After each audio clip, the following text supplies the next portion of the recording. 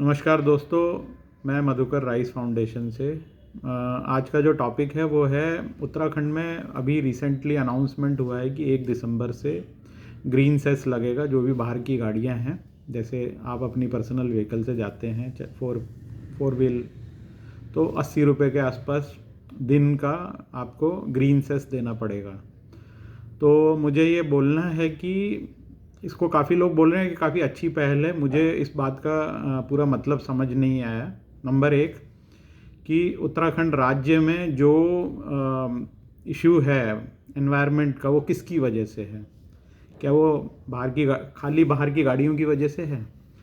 क्योंकि जो जितना भी वहाँ पे डिज़ास्टर हो रहा है, नेचुरल डिज़ास्टर है या जो भी आपदा आ रही है, उसके रीज़न अगर हम देखने की कोशिश करें तो हमें ये समझ में आता है कि जो वहाँ पर काम हुआ है पहाड़ों पे अनप्लान्ड तरीके से, जिसमें रोड का एक्सटेंशन वर्क है, या पहाड़ों पे आप जाते हैं केदारनाथ, बद्रीनाथ, और वहाँ पे कॉरिडोर्स बनाने की कवायद की जा रही है, और चार धाम यात्रा जिस तरह से होती है उसमें कोई भी कंट्रोल इस तरह का नहीं है कि कितने लोग हर दिन जाएं, कितने लोग मतलब कैरिंग कैपेसिटी क्या है हमारे पहाड़ों की। तो इस तरीके से अगर हम ये देखें तो ये प्रॉब्लम कोई बाहर की गाड़ियों की वजह से सिर्फ नहीं है। बाहर की गाड़ियों की वजह से और आप ही दिल्ली से 2.5 घंटे में देहरादून पहुंचाना चाहते हैं लोगों को, तो जब रास्ता बनाएंगे तो लोग आएंगे ही। तो ये चीज़ जो है आपके पहाड़ों को खाली यही चीज़ ख़राब कर रही है क्या? तो और दूसरा क्या, सरकार बोल रही है कि इससे 100 करोड़ रुपए का रेवेन्यू आएगा। आप मुझे बताइए 100 करोड़ उत्तराखंड सरकार के लिए क्या बात है? 1000 करोड़ रुपए तो वो एड्स में खर्च कर देती है। पिछले साल इस तरह की न्यूज़ हमें मिली है।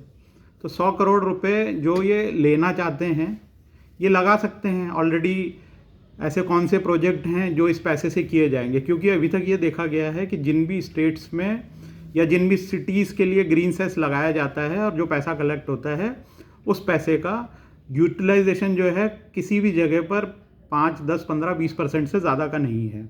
चाहे वो दिल्ली हो, चाहे जैसे हमें पता चला हिमाचल में सिटी लेवल पे हो रहा है, मनाली में इसको अप्लाई किया गया है ग्रीन सेस को, लेकिन जो पैसा उससे मिला है उसका कोई यूटिलाइजेशन प्रॉपर नहीं होता है। दूसरा, उत्तराखंड सरकार इस बात के लिए पॉपुलर है कि कई तरह के जो फंड है, जैसे कैंपा करके एक फंड है इनका जो कि कंपनसेटरी एफॉरेस्टेशन है, उसमें ये सुनने में आया है कि वहाँ पर आईफोन्स और लैपटॉप की ख़रीदारी कर ली गई उस पैसे से।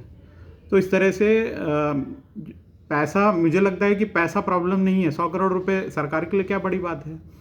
मेन बात यह है कि आप करेंगे क्या। आप ये सोचिए कि उत्तराखंड का जो प्रॉब्लम है एनवायरनमेंट का, हो क्यों रहा है?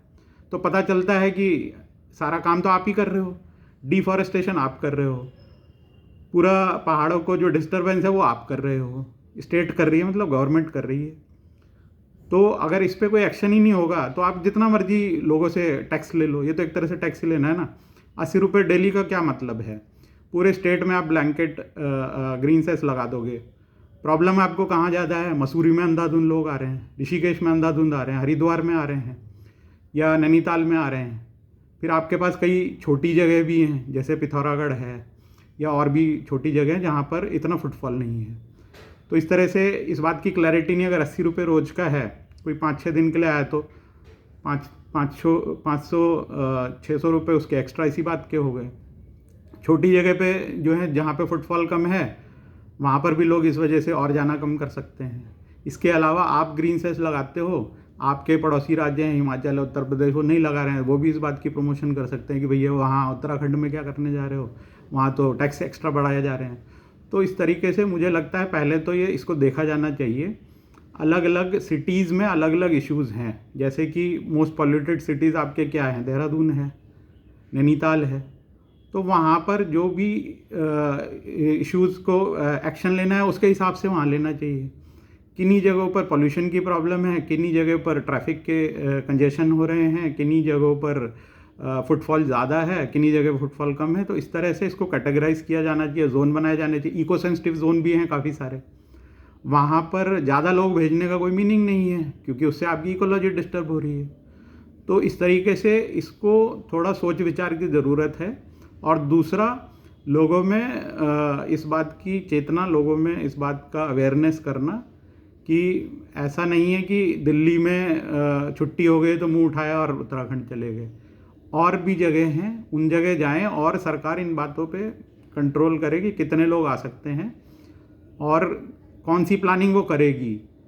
ऐसी कोई प्लानिंग अगर अभी तक करी है वो तो सामने कोई आई हुई दिखती नहीं है एनवायरनमेंट को बचाने की। तो पहला जो स्टेप है वो सरकार को लेना पड़ेगा। लोग तो अपना काम कर ही रहे हैं, लोग तो पेड़ लगा ही रहे हैं, लेकिन काट कौन रहा है? गवर्नमेंट काट रही है। तो और लोग कितने लगा सकते हैं? आप जंगल के जंगल साफ कर दे रहे हो। अभी ऋषिकेश में इतनी खबरें हैं, कहीं 2000 पेड़ काट दिए, कहीं 3500 पेड़ काट दिए, कोई नया कॉरिडोर बना रहे हैं उसके लिए 10,000 पेड़ काट रहे हैं। तो इनकी भरपाई कैसे होगी? आप ये बताइए। 100 करोड़ रुपए से ये सब नहीं होगा। इसके लिए आपको कंक्रीट प्लान बनाना पड़ेगा, एक्शन लेना पड़ेगा, और जो करंट एक्शंस हैं उनके असेसमेंट करके जो उसमें गलत काम हो रहे हैं उनको रोकना पड़ेगा। तो ये मैटर इतना आसान नहीं है कि एक ग्रीन सेस लगाने से आपको लगता है कि एनवायरनमेंट की, उत्तराखंड की प्रॉब्लम सॉल्व हो जाएगी। इसमें शायद कोई कोई सिंपलेस्ट एक मतलब छोटा कदम भी मैं इसको नहीं मानूंगा, क्योंकि ये भी जो लिया जा रहा है इसके पीछे कोई बहुत सोच मुझे नज़र नहीं आती है। धन्यवाद।